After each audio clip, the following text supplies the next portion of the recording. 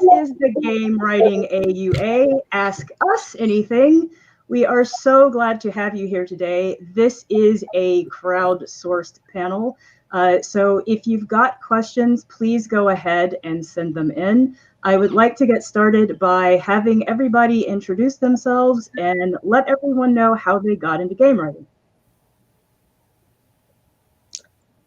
Who's first? Why don't you go first? Start with Michelle. Okay, I'll go first. So, hi, my name is Michelle Clef. I'm a narrative designer with Tailspinners, which is a game writing co-op and outsourcing studio that does story services. And I got into game writing, I want to say about 7 or 8 years ago. First was misdirected by a bunch of people telling me you can only be in games if you're a programmer, and I didn't want to be a programmer, so I went off, did other things, worked in anime for a while, and then somehow stumbled back into it. And I started off doing very kind of small indie projects, evenings and weekends, while I did a full-time job. So I got a few freelance credits that way. 2 years ago, I finally started doing it full-time. Started off completely freelance, but then ended up falling in with the awesome people at Tailspinners. So it's been really fantastic since then, and I owe a lot of it to going to game conferences and meeting amazing people like Toiya and Heidi and a lot of the other people that you may see around the internet. They gave me a lot of feedback and a lot of advice on how to get into the game industry, and I wouldn't be here if it weren't for them. So they're awesome. Yay! Right, I think Maurice is next. Oh, hi. My name is Maurice Broadus. I am a science fiction and fantasy author. And that was actually my entry into gaming. It's one of those things where, you know, I had a track record as a storyteller and had obviously produced a series of stories. So, you know, that was pretty much my portfolio that I carried around with me. And but, you know, it's one of those things where it's like, well, novelists want to be game writers want to be novelists. You know, there's always that dynamic in play. And I really, really, really wanted to be to do some freelance work in gaming. And so same thing. Gen Con is actually held here in my hometown. And so it was just a matter of me keep going to Gen Con, start to meet people, start to have conversations, start to meet editors and game designers to see what sort of jobs were available and where could I possibly, you know, squeeze in, even though I didn't have a background in game writing. And it started off with small assignments with different RPGs. I wrote a lot for the Margaret Weiss games. So I started off there. Then the next thing you know, I start building that portfolio, including being a consultant for Watch Dogs 2, and then let's see, and then kind of bring it full circle to write tie-in fiction for software games too. So yeah, my route has been building up my resume through my writing career, my fiction career, and then letting it translate over into the game writing spheres. And I think Andy's next. And actually, Strix makes a really great point. Could everybody please introduce with their pronouns as well? Oh, right. Yes. Sorry, mine are she, her. He, him. And Andy? Oh, hello. I'm Andy Walsh. I'm a he, him. I got into games through switching dimensions. I dropped into a dimensional portal, and here I am. At least it feels like that. I started out scribbling in theatre and then ended up working in soap operas and television for a while. Discovered the wonderful world of writing in games by playing games and then getting drunk at a cricket match. England just lost to Ireland today. I'm still suffering the grief of that. Yeah, so I've been scribbling for quite a few years now. I've worked on about 85 different titles, from mobile phone games through to AAA, on everything from designing and consulting through to voice directing, motion capture directing, and writing. So most recently worked on titles like Watch Dogs Legions and Division 2, and currently working as a senior writer for Gorilla. Yeah. And Strix? Hi, Hi. First of all, I just want to say hello to everybody in chat, Kitty and David and Peter. We see all of you folks, so please continue to ask questions and carry on. We are paying attention. So my name is Whitney Beltran. I go by Strix, single name, kind of like Madonna. Pretty cool. And my story of getting into games is pretty convoluted. It involves an environmental policy degree, whacking around the jungles of Ecuador, getting a master's in mythology, and a lot of stuff. My generation and earlier did not have game degrees at universities, so all of us ended up here through kind of surreptitious routes. I was working in tech startup before I moved to games full time, and I was writing on the side, mostly for tabletop RPGs, common theme here. And I wrote my own game called Bluebeard's Bride. It's a feminine horror game, and it won a bunch of awards, and I was able to leverage that to break into full-time game writing on the digital side. So I worked on State of Decay 2, and then I went on to be the narrative lead for Beyond Blue, which just came out. Raccoon Lagoon, which is a VR game. Holla Vista, which is about to drop in September. I'm really excited about that. And then currently I am the project narrative director at Hidden Path Entertainment, and we are working on a really big, really secret title that I can tell you nothing about, of course, for the next several years. So. Before I introduce myself, I would like to one more panelist, Heidi Mcdonald, who is currently in her car because she's living through a hurricane. So if she is able to join us, and hopefully she will be popping into the discussion as well. I am Toiya Kristen Finley. I'm also she, her. I got into games 12 years ago because I wanted to make my own games. And at that point in time, I thought that game writers were more like game designers because game writers wrote how to play the game. And I don't know if you can exactly duplicate what I did back then, but I did a Google search for game writing jobs, and I found something on Craigslist. And there was an indie startup. They were looking for writers. And so I sent in a test. They liked what I was doing, so I became a lore writer. That's when I discovered that there were actually things called lore writers. I worked for them for a while. They really liked my work, and then they made me an assistant designer, and that's when I discovered that game design was a thing. So I basically entered the industry knowing nothing whatsoever about the industry. And so 12 years later, I've written 2 books. I co-authored the game Narrative Toolbox, and I also edited and contributed to a book called Narrative Tactics for Mobile and Social Games, Pocket-Sized Storytelling. I'm a game designer, narrative designer, game writer, editor, and also diversity consultant. And I've worked on everything from AAA to now being a senior editor for an app called Sonnet Interactive Stories. And with that, I will ask the first question. And again, as Strix was saying, feel free to type your questions into the chat. We will see them. I have been trying to find exact descriptions related to Gothic architecture for a horror genre game, but it keeps ending up at a basic overview such as these famous Gothic houses are X dimensions, X number of floors, so and so. What you personally see not being an artist. So needing a union of layman's terms and horror-biased understanding of architecture, of what is instead of requiring an encyclopedia to figure it out or unrelated statistics. How do you write that up like a narrative designer or writer so that you can imagine it clearly? So I'm gonna suggest something kind of like a encyclopedia. So there's this book called A Pattern Language, and it's widely available, and it is very useful for non-architects, and it lays out in layman terms the pattern language, like what things are called in terms of architecture from all around the world, from different cultures.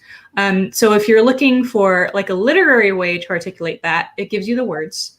If you are looking to make art briefs, that's very different, and you will want to have the technical language, but mostly that's a matter of talking directly to the people you're giving art briefs to. and making sure that you're communicating what you need. So without more like information on that question, unfortunately, I don't know which way to point you down those two paths. But definitely a pattern language is something that I have in my library as a writer and narrative designer, and I would recommend that other folks use for architecture stuff. Andy? I'm in awe of everyone's titles now, and all the work they've done. It's great creative stuff, isn't it? It's, and then the different skills that different people have. I mean, like Maurice was talking about all the novels he's written, and novelists completely confuse me because I'm not very good at describing chair legs and things like that and making it interesting. And that's partly one of the challenges that we have of writers, is knowing where our writing fits and what style of writing we're doing. So one of the questions I would ask is why you're looking into those descriptions, because it's very easy to get caught up in those details. So it could be really relevant for you, and if you're doing a text-based thing and describing all of those things and setting the world, it can be incredibly important. If you're working with artists, then it's partly their job to take the description Gothic and then use their expertise to expand on the world. So don't try necessarily take their skill base away from them. Go to them and get them to work their magic on things and allow them the space to create. And as a writer, I think the key thing is to ask what the emotional context is. So why are you describing those things, and what is it that you want from it? Because the emotional area is something whichever area of writing you're in is central to it. So think about the emotional experience before you get into some of those details necessarily. So I know that's a slightly off angle answer to what you're saying, but hopefully that's helpful. Michelle and then Maurice. So sort of bouncing off what Andy was saying, I think another thing to consider is that definitely consider using visual aids and using images. I think it could be very sort of tempting, as we're all sort of writers that, at heart, to sort of feel like, well, this is something we have to describe with words. It's something we have to document in words. But some of the most useful documents I've worked with or created have just been kind of like almost like mood boards on Pinterest, where it's just like, okay, I have a general idea of what I want this area or this building or this city to look like. Here's a bunch of images to give the artist a sense of where I'm going with that and what that mood is. And ideally, if the lines of communication are open between you and the art team, then if they're not certain about something, they can come back and be like, when you say sconces, do you actually mean sconces, or do you mean this other thing? Yeah, actually, when I was hearing the question, it reminded me basically of literally my writing process. And so when world building is always my favorite part of writing, no matter where I'm doing that writing. And so, and maybe it's that my DM background, I love getting lost in the weeds of all those details. And so I'll take that time to do the research and go through, I will haunt Google and look up everything I need to look up and create that out in my first draft. However, that's the key. It almost always just ends up in my first draft, because as I go through to do the second draft, when I'm actually concentrating on the story, the question then becomes, do I need all these details? Are these details actually slowing down my story and slowing down my narrative? How much of this do I actually need in order to create the ambiance of what I'm trying to go for? And so there's that delicate balancing act that goes on between wanting to get all the details right to set the mood versus, what's getting in the way of telling the actual story. Can everyone stop saying sconces? Because I'm just hearing scones and it's making me really hungry. Well, let's go with our first chat question from Molly. Hello all. Do you have advice for how to test how successful you are in achieving an intended experience through your writing, specifically metaphor and comedy?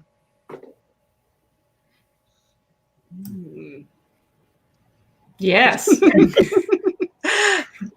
There are many ways. So, two of the immediate tools that I think of are table reads. So actually reading out loud with the other creatives that you're making the game with is super important. Two is actual audience testing, where if you have the resources, you take it to an audience and you see how they react. And then three is internal play testing. And with internal play testing, you just have your team actually sit down and experience the writing or the dialogue, and then fill out questionnaires about what they liked and what they didn't like. And the key is that you want a bunch of people saying a bunch of different things that cancel each other out. Because if everybody's saying the same thing, then that's probably something you really should change. But if one person's like, I really like that character, and the other person's like, I really don't like that character, then probably you're doing that okay.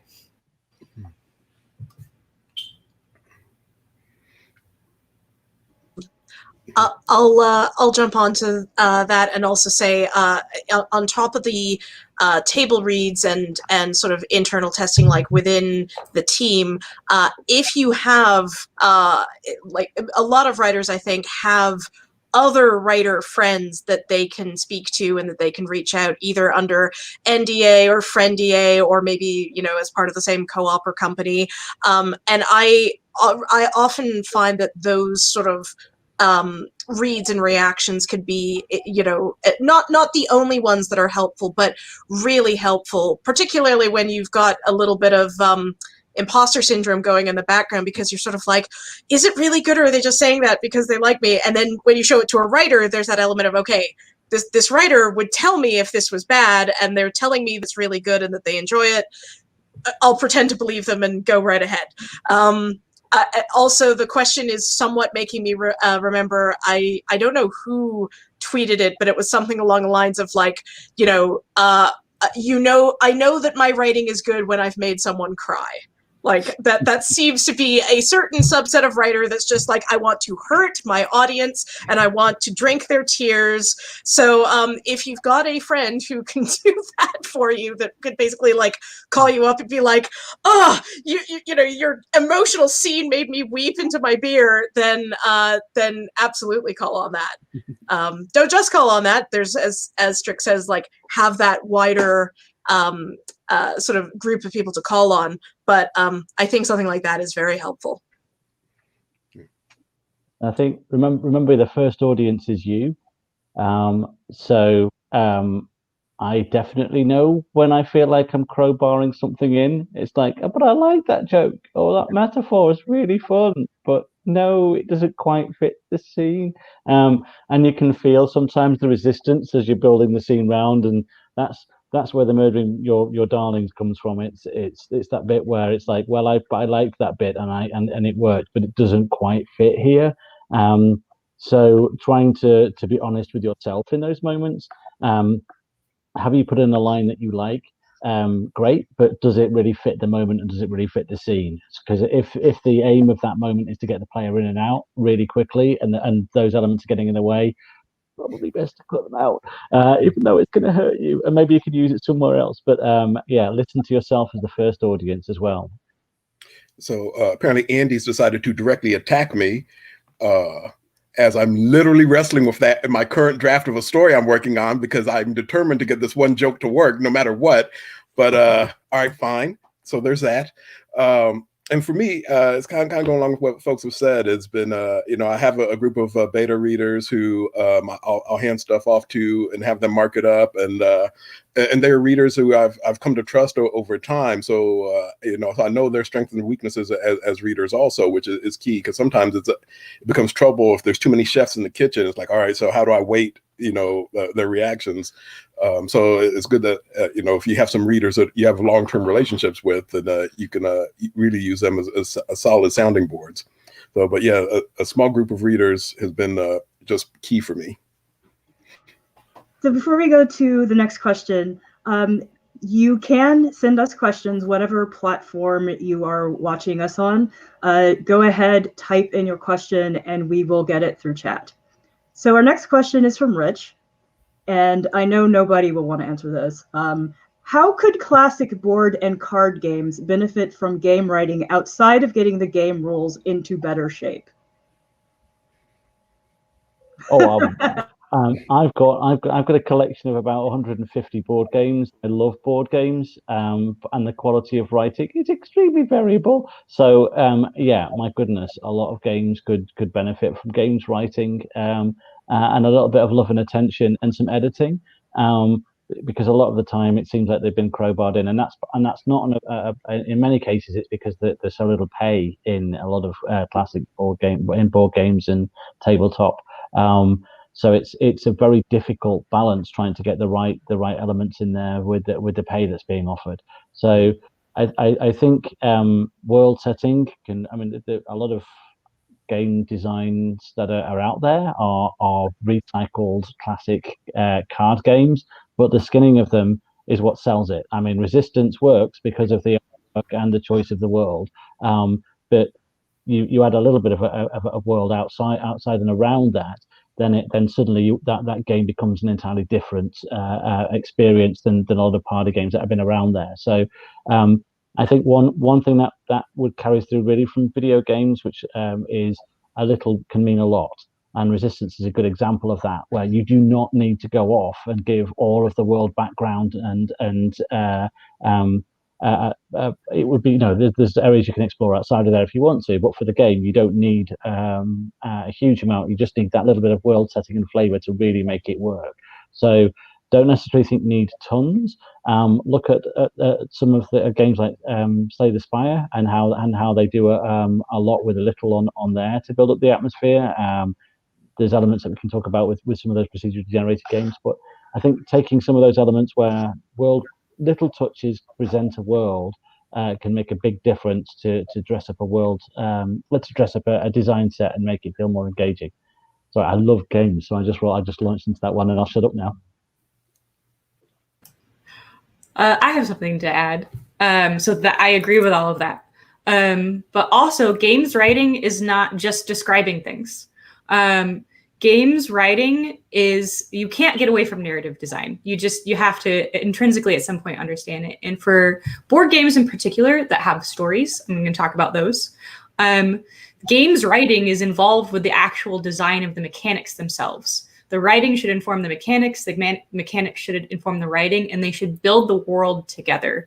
You can build a really lean game with a lean amount of words that do a lot of work if you make sure that you're incorporating them into the actual design of the game.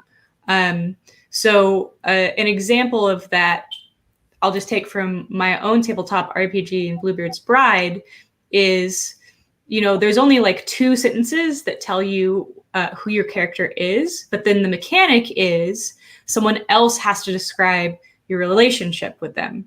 So the narrative is driving you towards a couple things. 1, making connections to the other players, and 2, creating backstory. And I didn't write like an entire character sheet for you to fill out. I said, we're going to do this relationally. So what is the relational mechanic that I can apply with my writing? So that's what I mean by making sure that those 2 are fused together.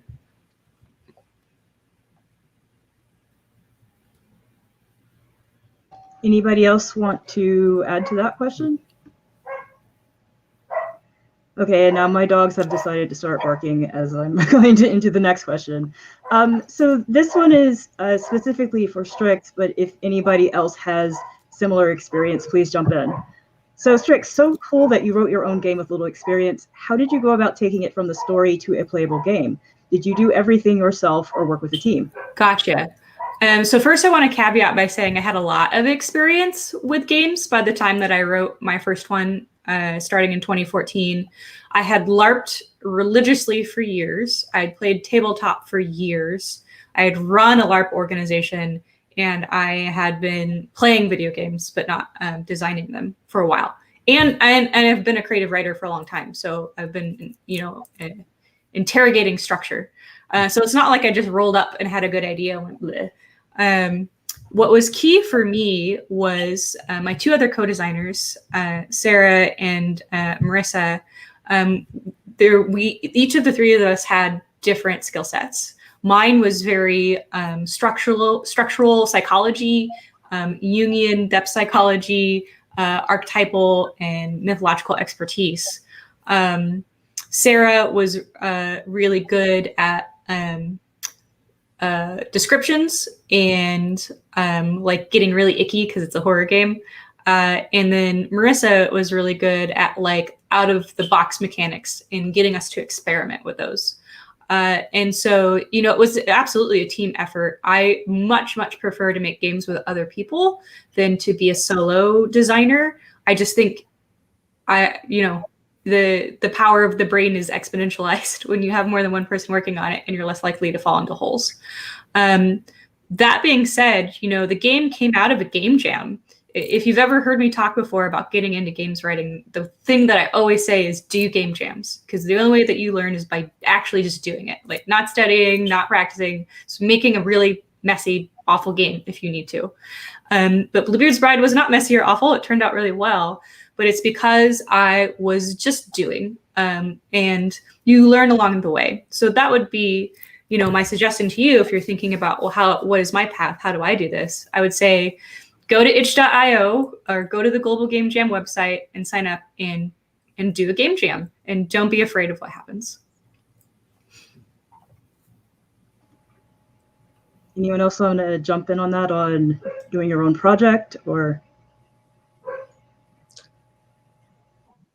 well, sort of just to jump in on the sort of the bit about the game jam. Also, don't be afraid if you fail your first or indeed even your second game jam, because I've done 2 game jams, and to be honest, I didn't complete either of them, overscoping. And yeah, the first time it happened, it kind of like shook my confidence a little bit, but you know, it's kind of a learn by doing process, and like absolutely, I'm really glad I did it. And Strix is right that, you know, you just kind of have to put yourself out there, and just tell yourself that, like, hey, even if I fail, I will get something useful out of this. okay, so the next question is from David. When applying to narrative designer jobs, what's the best way to submit a portfolio that recruiters will actually read? Have your own paid website, Dropbox link, just email the files, etc. Andy. The joyous answer that comes with the games industry. There is no one answer to any of this, and they change the rules on you all the time.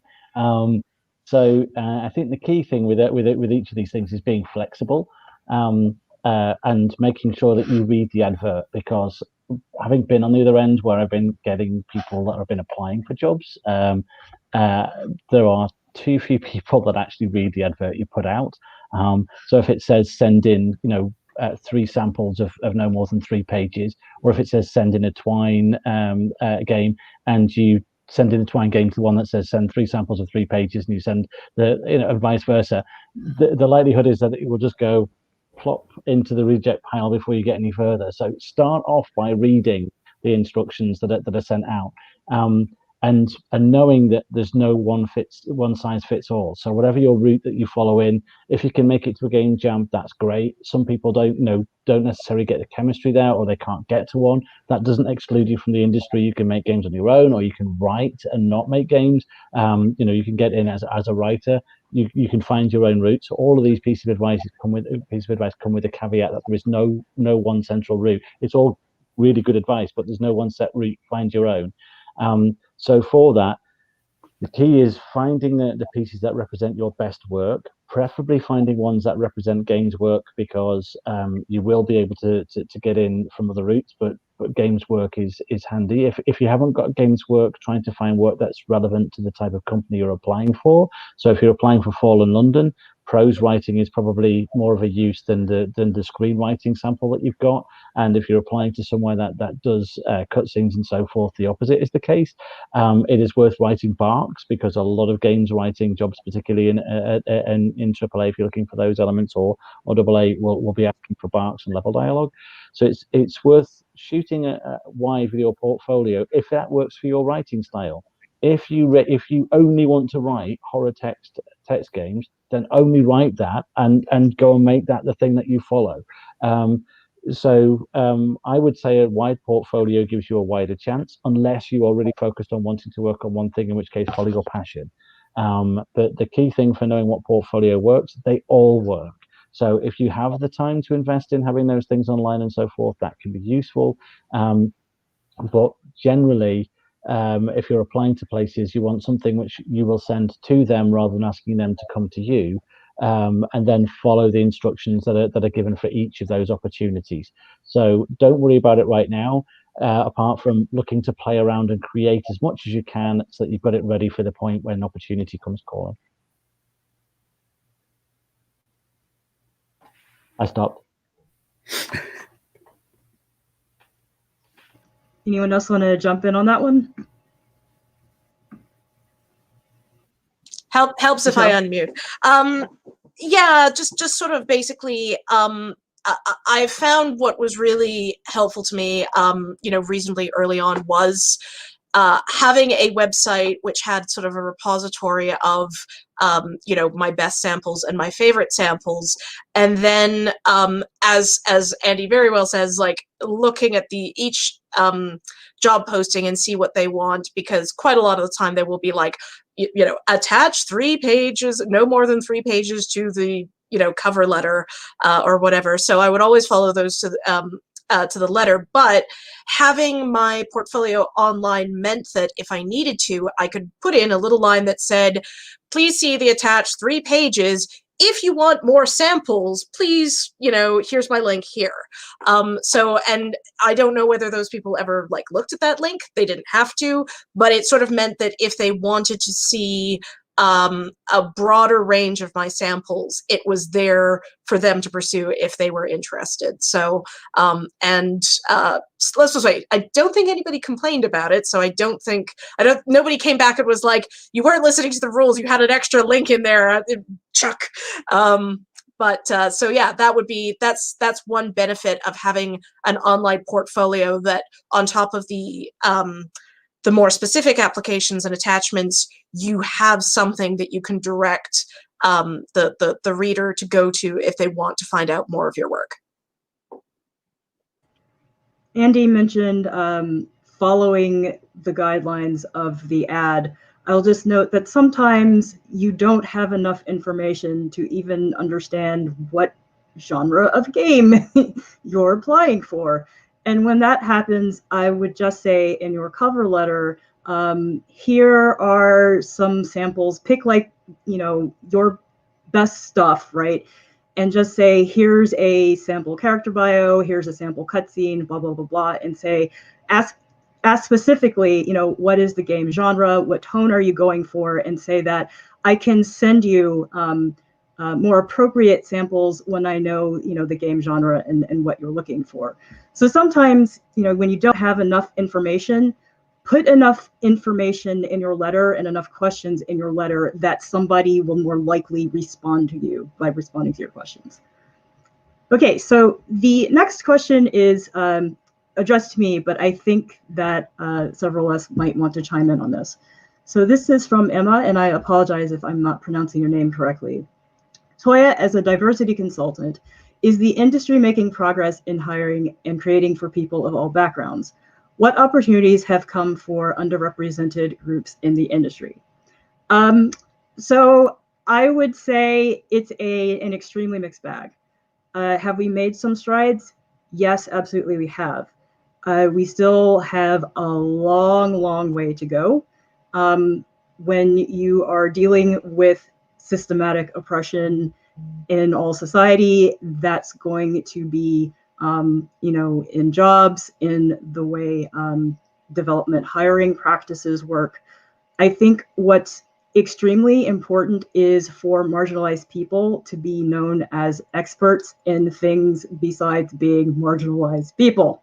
I think several of us can attest to being asked to being on panels because we represent a marginalized group. And I think, if you are a game designer, if you are an artist, if you are a programmer, what's happening right now is that there are so many opportunities to be seen and heard online in conferences that are free. And I think something that can help right now is to look for conferences. Maybe you feel kind of shy being in front of people, submit a talk. And then you don't have to be on screen. You can put your slides on screen. And I think being out there as a marginalized person, as an expert, is going to give you more opportunities because you're going to be known for knowing how to do things and doing things in a way that maybe people have not heard before. The other thing is, you know, if you are looking for work yourself, let people know, hey, I'm looking for work. Could you please refer me to jobs if you know of them? By the same token, if you have friends and you see jobs that are open, refer them. The more that we help each other, the more that we're going to help each other get ahead. So the long and short of it is things are getting better, I think, especially in this present zeitgeist. You know, with everything that's happened in the United States over the past 3 months with focus on oppression and brutality, all of that, we have a window of opportunity. And I think being more present and vocal helps that. I don't know if anybody else wanted to jump in on that one. Maurice? Yeah, because I pretty often get hired in as a consultant on different gaming projects, and one of the things I end up telling my clients fairly often is, yeah, you probably should have brought me in sooner on this project rather than waiting to the last minute, because there's some things.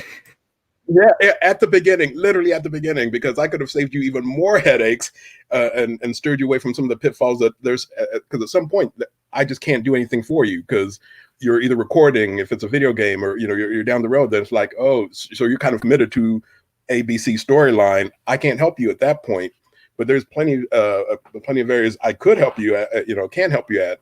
So I guess the long and short of it is, yeah, bring us in earlier rather than later. Or here's a shock: hire us from the beginning. Just hire more people of color on your teams across the board. Save yourself all kinds of headache. Yeah, so I'm also a professional D&I consultant, and I do want to point out there is a difference between being marginalized and being an expert on how to address that marginalization within corporate structures and companies. They're unfortunately not the same thing. So maybe asking a random popular person on Twitter is not the best idea. And I say that for everybody's own good, in that it causes a lot of problems. So don't be on either end of that spectrum. In terms of your question, progress in hiring.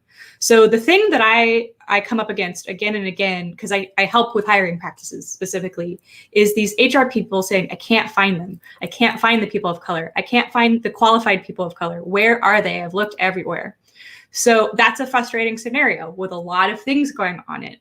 But what you can do with your own agency as a marginalized person is make yourself as visible as possible. Paint yourself in neon, go to every indie meeting, be on every panel you can be on, like Toiya said, author papers, make games and post about them. What you need to do is network, and not hey, here's my card, nice to know you, but form friendships, form relationships, support other people's work, let them support your work, and just be as visible as possible. Because the issue is these people are looking, but if you're white and only other white people, then the people you're looking to hire are actually outside your circle of influence, and it makes it really challenging to find them. So, I see a lot of folks, especially with Black Lives Matters right now, going, ooh, we got fire under us. We need to change this. And we're like, yes, thank you. So a few years too late, but at least it's happening. And then they go, I can't find anybody. The other aspect of that is marginalized, and especially Black devs, are at a serious disadvantage right now because they actually sometimes don't have the same number of years of experience developing as white developers. And so as a company, you have to be willing to put in the resources to get people in. And that is something that a lot of companies don't realize or are not willing to embrace, is you have to decide what your goals are. Is your goal to get someone in who's really experienced that you don't have to teach cheaply? Or is your goal to hire people of color? They are sometimes at odds with each other. And so you need to be really clear on your mission statements and on what resources you have available, because that's ultimately what's going to improve hiring success a lot of the time.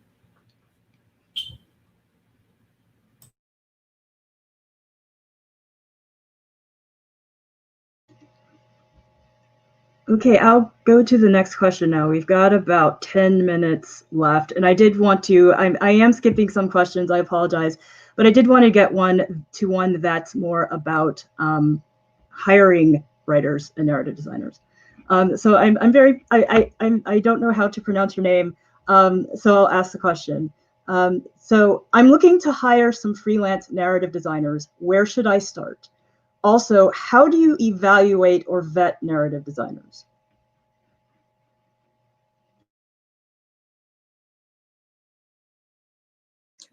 And suddenly we all like go forward with our cards and be like, "Hi, hire us now."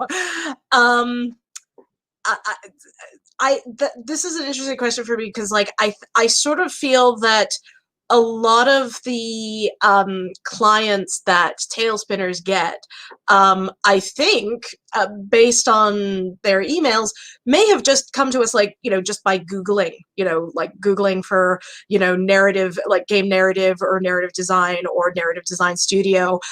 So to a certain extent, obviously Googling for narrative designers is is one way to find them. But what we always sort of end up having to do, and I think it's very important, is to have that little bit of face-to-face time early in the discussion process to find out, if if it's a match, because we'll often get that sort of initial kind of email of like, hey, we're, looking for somebody to do narrative, and then we'll talk to them, find out more about the project, tell them more about what we do and how we work, and often, to be blunt, what our prices are.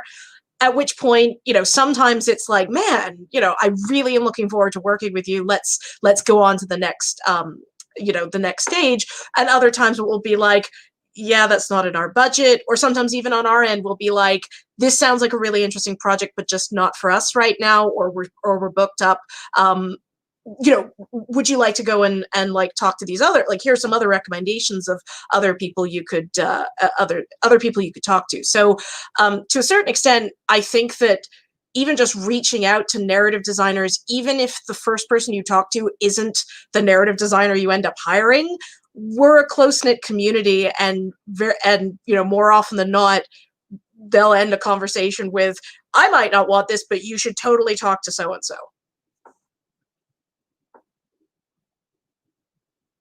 Andy, you're muted. I should unmute at that point, shouldn't I? Rather than do the just like track to the unmute. So yeah, I think a place to start, if you have the knowledge to do so, but even without the specific knowledge, is start with writing a description, so that when you actually go out to speak to anyone, what already in advance what you're wanting, and that can be as simple as knowing what your budget is, how long you're going to need them on post, exactly what the game is. So you're hiring someone to do a procedurally generated game, you're hiring someone to do a top-down tactical shooter, you're hiring someone to do a AAA 4-year project. So all of those types of information are going to influence the type of people that you should be approaching, because their skill bases are going to vary and their knowledge and their interest is going to vary. It's also going to tell you that the type of people to approach. Are you looking to hire someone who's senior and experienced within the industry to lead a team? Are you looking for a group of junior narrative designers to do a lot of implementation work on things? So really sort of starting to interrogate what it is, what form you want the job to take. Then you can take it out, and then if you come to somebody who's been in the industry for a while, or you go to somebody that a group like Tail Spinners, then you will get feedback on that. So be open to that, because I've been approached on a number of occasions with jobs the way you go, yes, we've got this really good job that we'd like you to tackle, with she's 100,000 words and we need it in 2 weeks. No. So being prepared to have a conversation about what is realistic once you've got those job descriptions in place. But yeah, starting to know your budget and so forth. As Strix mentioned before, and as Michelle has alluded to, it's a close community, so you can find a lot of people on social networks, and through them find other people, or they will find people. These things tend to go out across the grapevine. There is work. And so people will help each other find that work and try and make sure that it gets out there.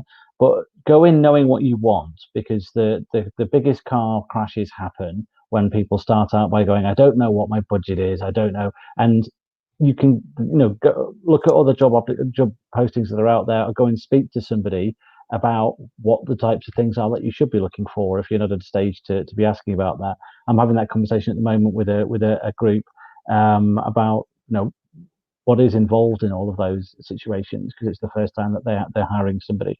But do a little bit of research on those elements and come out with a brief, and then build from there. So I have been on the hiring end, and I have looked for artists for a client. And this also comes from my background as being a writing instructor. But do they follow your directions? Like, do you have specific questions that you ask? Did they actually answer your questions? Did you ask for a link to their portfolio? They didn't give you a link. That's a very quick way to see if people are paying attention, if they're taking the time to really understand what you're looking for. And also, if they're not going to pay that attention to detail when they're responding to you, there's a good chance they may not pay that attention to detail when they're working. There is a direct correlation I have found to being able to follow directions and the level of work that you do. The other thing is, it's not necessarily just how talented the person is and how much you like their work. It's also how well do they work, or will they work with you and your team, because it is a collaborative relationship. So once you get a good sense of, people that you like, try to get into a conversation with them. It's a little bit harder now, but if you can do like a Skype call or Discord, or however you want to do a meeting, have them meet with you or your team and just talk about certain scenarios or situations, get a feel for them. Ask your teammates, well, what did you think about them?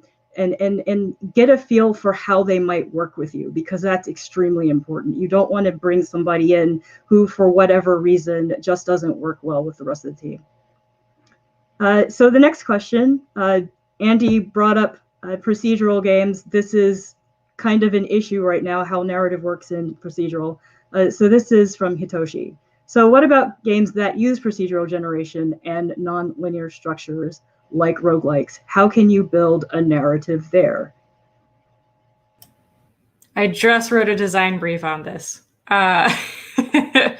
So the answer is, it's how you structure the code about how you generate what happens next. So I'm not going to get into the technicalities, but basically, when you build the code structure and the syntax for your narrative system, you build it in such a way that it remembers what you did, and then you give it rules for what to do next.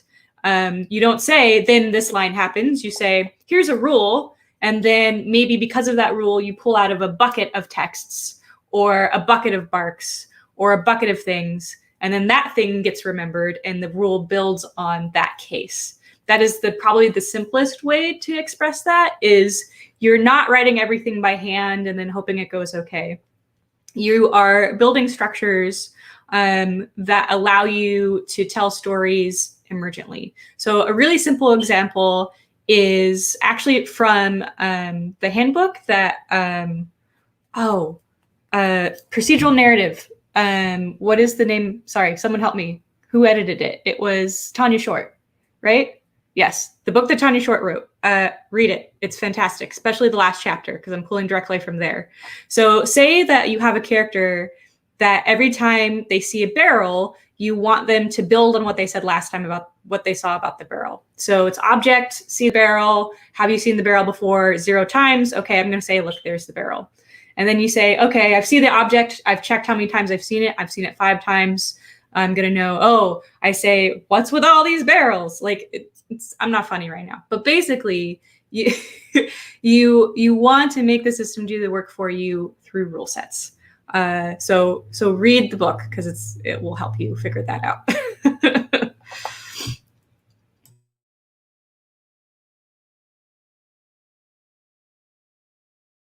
Toiya, I think you're muted. I was definitely muted. Okay. I was just wondering if we have time for one more, and this is kind of like a writing process question from Kitty. Whenever I'm working on my game story, I manage single events, but struggle finding a good overarching plot.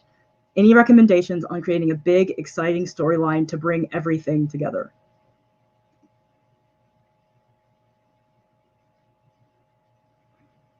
I almost kind of want to say, well, when you figure that out, please let us know. I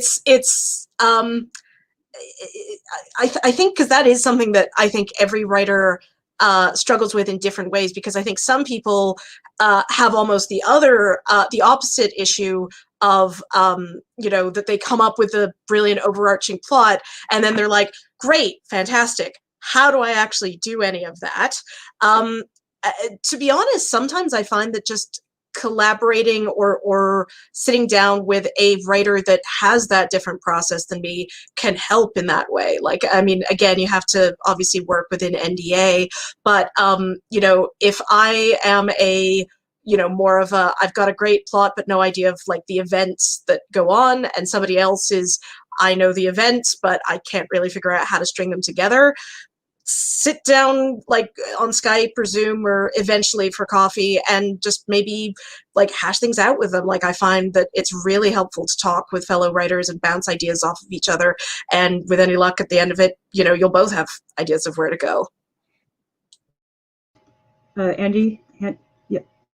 I'm still not learned, have I? I'm finally muted it. Right. I think domino them. I mean, I think a lot of times people think that plots fall into your head fully complete. I wish. There are points when you wake up in the morning and you know where things are going, and there are stories that have dropped in people's heads. But generally, the coal face of writing is mining out all of those things and finding how the story develops. So if you're finding those single events, that's a good starting point. And then sit and brainstorm. I mean, I was lucky that I ended up moving. I mean, I loved my time in theatre, but it was incredibly valuable for me when I went into the soap operas, because I was in the story rooms, basically just doing this all the time. And in soap operas, the stories can go on for a long time. So you're looking at building out those beats. Where does this domino into? If I've got this event, what are the things that can come out of it, and what are the most interesting elements of those to pursue? So this could happen, or this could happen.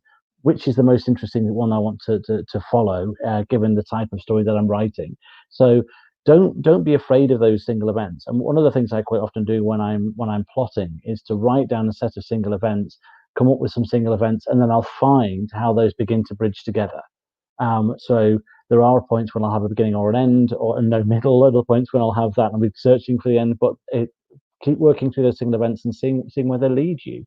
And we're in a time where we're supposed to get all the answers in one go. Books can take years to write and so forth. Find your process and what works for you, and enjoy the journey. Don't think it all has to happen in 1 month. Maurice? Yeah, and exactly all of that. Because I know my strength as a writer, for example, is as a world builder.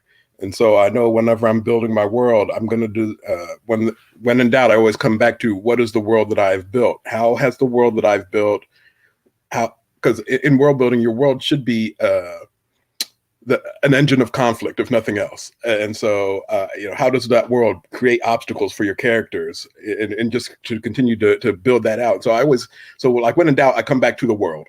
What is the world that I've built, and how can that world get in the way of my characters?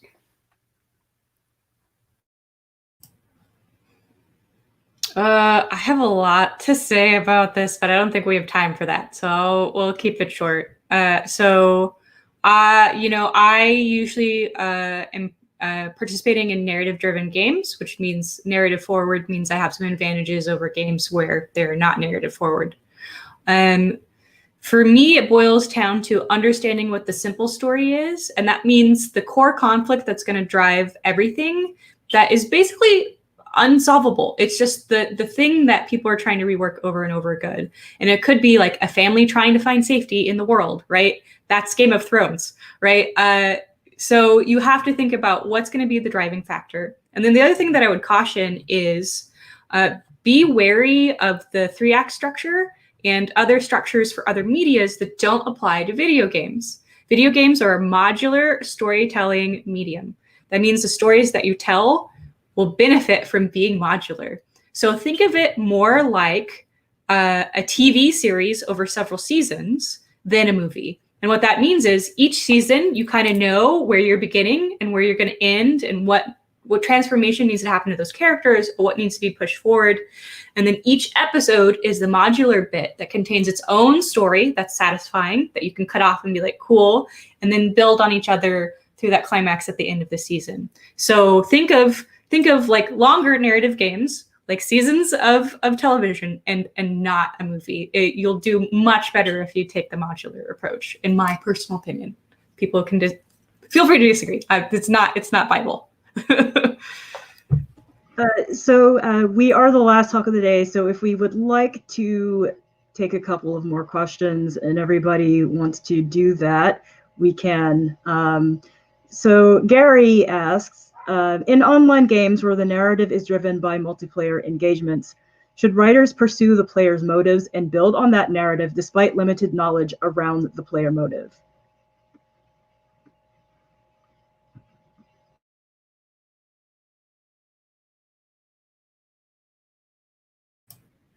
I think that depends entirely on the type of game that you're making and what you mean by the motive.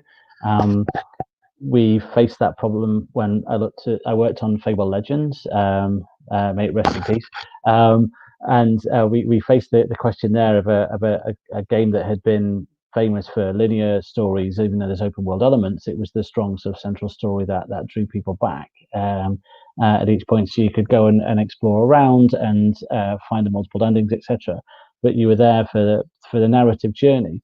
And with the multiplayer version, where you could play as any of 4 characters, any of those 4 characters could be played by AI or by friends. A selection of heroes could be dropped into those quests at any point. We were facing something which, although it had a linear arc narrative to it, it was much more about the player being able to explore and play around with the toys that we gave them. So there are various solutions to it. One is to create relatively thin characters that the player can build their own, project their own experiences and the world upon, because you can explore the world and learn a lot through there rather than learning about the central characters, the protagonists that you've got there. Or you can give them different toy sets and play sets to play with, and that's what we did with Fable, was to build up a series of very clear heroes that you could experience and spend that time with and try and make it fun. Which is this is a thing which is done has been done with Left 4 Dead, and so forth. And other areas they achieve both by having a narrative experience that's more about player interaction during the game. But if you want to build a world wider, you go to the comics and the books and the online videos that exist beyond that to try and look at it. So comparing, say, Team Fortress with Left 4 Dead and the way that they built the stories up. So the key thing in a lot of those elements is what the gameplay experience is going to be, so that you don't get in the way. And then finding the edges where you can blur in your narrative or world, and there's sometimes that choice between narrative. Is it A to B narrative where you're building sequentially, or is it about just infusing everything with a sense of the world and the place that you're in, and then allowing the player to construct their own experience within it? Michelle? So I haven't had a chance to work on like an MMO or similar multiplayer game, but one thing I would say is it is absolutely possible to have multiplayer games that delve into sort of the player's motives and the player character as a character. But I think at that point you have to really commit to it, and you cannot just you can't always apply the same narrative structure as you would for a single player game. So my go-to example for this is World of Warcraft. I adore World of Warcraft. I will be playing it, when I die.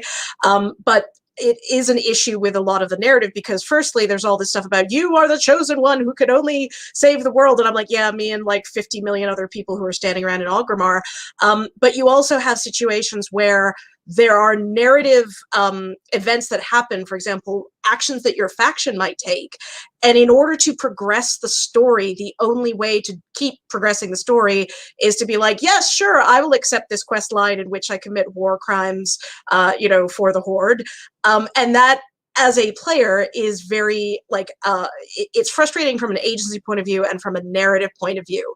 So I feel that if you're going to sort of make the player more of a character in this world, you have to take a step back and think about, okay, but what then will the player want to do as that character? Because they may not want to go along with this amazing linear, as you say, 3-act structure that they're going for. They might want to be like, no, screw you, Sylvanas, I'm going to, leave the Horde and do something else. And that's not saying you have to plan for that. It's saying that, basically either say that's what you're doing, or if you're trying to give more agency, then give your players more agency, more narrative agency. I've got one last question, and for people who are asking about rates, you should find a link in the chat from the Writers Guild of Great Britain that talks about rates and what writers and narrative designers should be making. So that's really, really helpful information. We've talked a lot about getting referrals, and we've discussed how we got to know people going to cons. We're in a pandemic, so a lot of the old ways of finding work won't necessarily work anymore. So I kind of wanted to leave everybody with, well, gee, how do we get to know people now? How do we network now? A takeaway that everybody can use if they are now actively looking for writing or narrative design work.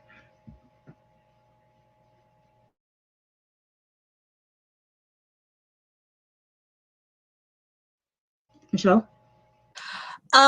So I think, and this obviously may not work for everybody in terms of, their structure or where they are in their career, but what has been really helpful on my end and on Tailspinner's end is trying to setting things up so that it is not only that it's easy to find you, like basically that people come to you. And I think part of what has really been helpful in that regard, and I spoke with it a little bit in an earlier session, a talk with Toiya, because I am in a co-op as opposed to a single freelancer, I have definitely noticed a difference, and I can absolutely talk, more later in the wrap-up room about, being a single freelancer versus being in a co-op. But there has been, I don't want to quite say extra legitimacy in being in a group, because obviously you can be a solo freelancer and be like the most amazing legit person on the face of the planet. But let's just say I've gotten a lot more emails coming into our group email than ever came into my personal email. So I think, that if you like, that is something to consider.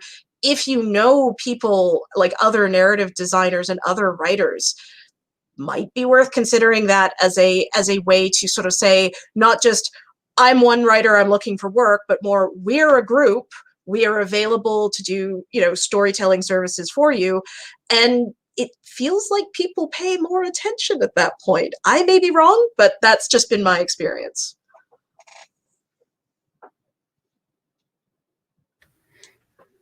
Andy? Maurice, you go first.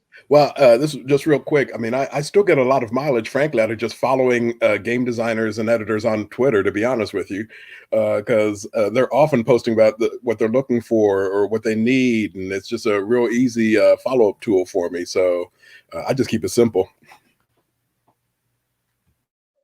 I think there have been some changes, but at the same time, a lot of stuff had gone online anyway, and it can sometimes be disconcerting or hostile to go to some of the events in person.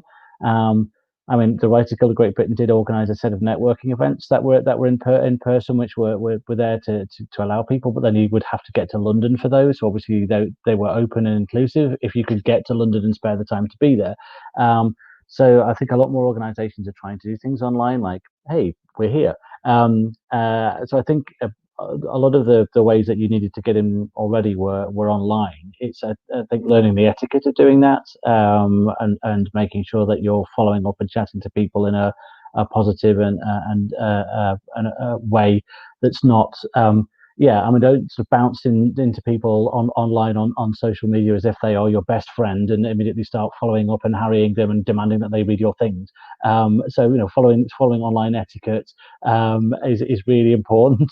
But going to all of those message boards, going to all of those websites where the jobs are being advertised was a really important thing even before the pandemic. And so I would take all of these things as practice to continue, even when things have changed and eased down, because those are contacting people online and social networks and so forth is going to stand you in a lot better stead in the long term than a lot of the ways that people were suggesting before. It's great to get out there and meet people in through those things, but you'll probably have more success doing things online. I find Twitter's been really great for me. I've met a lot of people through there, which who I wouldn't been able to otherwise. I've been flying out to conferences and meeting people, but since been on Twitter, all of a sudden there's thousands of people you can meet and have conversations with and find out about. So I mean, even with this panel, people that I haven't met, it was like, hey, yeah, I know you from this, and I remember you talking about this online. It's great. So yeah, following people on Twitter and or Instagram, or other social networks are available. Whatever works for you. But follow the guidelines of etiquette that are on those sites. Yeah, please never demand that I read your thing, ever. Don't ever do it, because you will be blacklisted forever. Just so you're clear, like, don't do that, please. So I'll reiterate what I said earlier about game jams. There are a lot of remote game jams. You can get to a lot of them through Itch.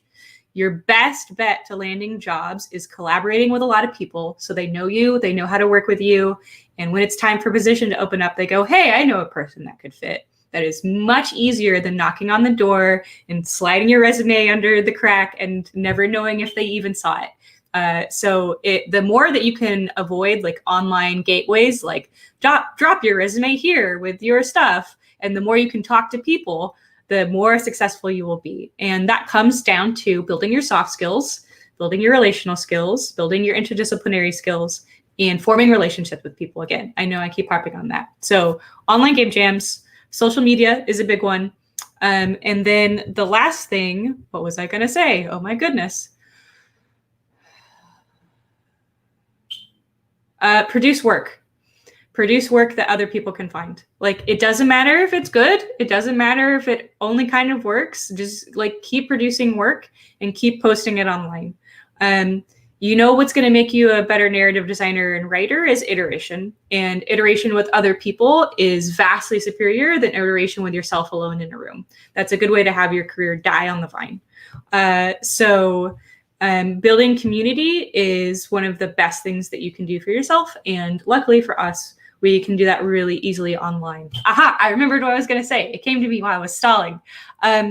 So local groups that have online presences, like a Facebook group or a Discord, something that is geographically tied to you, so that you know the other designers and the doers in your local community, because that's going to help you score local jobs so that you do not have to move overseas or not work remote if that's not what you want to do in the future at some point when we are not working remote anymore.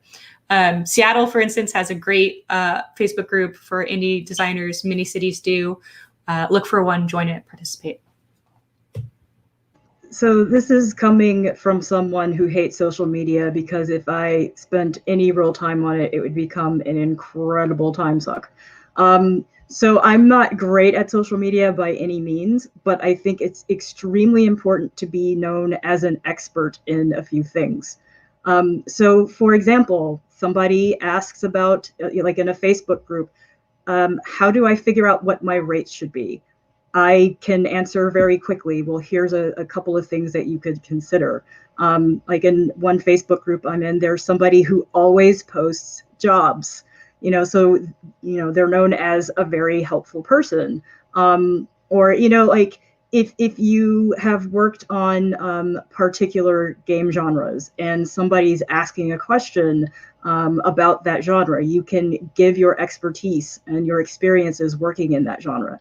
So when somebody's thinking, I need to find a narrative designer for my procedural game, you think back and somebody who's always talking about working on procedural narrative. So Strix was saying earlier, be present and be known for a couple of things, so that when somebody's thinking of work that they need done, or maybe they know someone, an acquaintance who needs work done, you immediately come to mind. And, Michelle? Just a quick follow-up to that, and don't get too demoralized if you are trying to make yourself, like, push yourself forward as in one particular specialization and people take you up for another, because like that was something that bugged me for the longest time.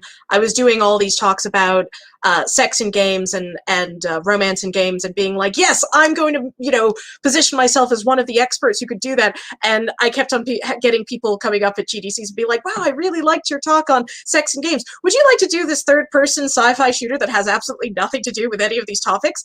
And initially that really got me down, but I've now gotten to the point of like, yeah, but I got work. I've still like been able to, impress people enough that they are willing to give me a shot, and that I've really enjoyed working on these other projects. So I definitely, like, basically this is a long-winded way of saying, Toya's right. Position yourself as a specialist, but also be sort of ready and prepared for the idea that nobody may take you up on that particular specialization, but it may lead to other things anyway, and to be ready for those opportunities as well.